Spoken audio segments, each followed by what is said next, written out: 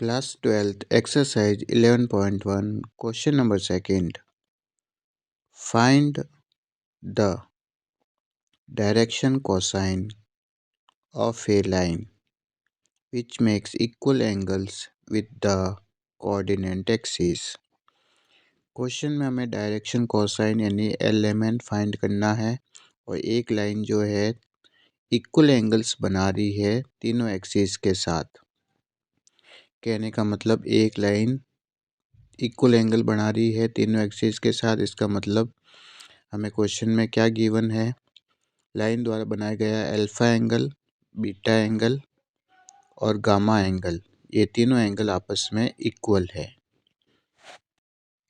तो इस क्वेश्चन में हमें कॉस अल्फा, कॉस बीटा और कॉस गामा यानी एल को कॉस अल्फा ही कहते हैं, एम को कॉस बीटा और एन को कॉस गामा।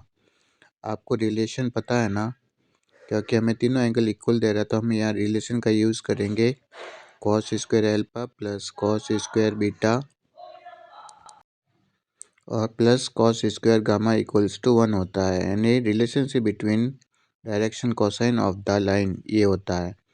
अब हम तीनों एंगल को एक एंगल में चेंज करेंगे। कॉस स्क्वायर अल्फा, बीटा की जगह पर भी कॉस स्क्वायर अल्फा, गामा की जगह पर भी cos square alpha equals to 1। तो ये हो जाएगा 3 cos square alpha equals to 1। 3 को डिनोमिनेटर में लेके जाएंगे तो cos square alpha equals to 1/3।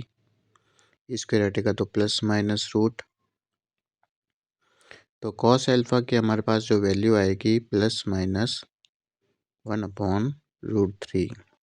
तो कॉस बीटा का भी आंसर यही होगा क्योंकि तीनों एंगल इक्वल है, यानी कॉस बीटा इक्वल्स टू भी क्या होगा, सीधा राइट कर सकते हैं प्लस माइनस 1/√3।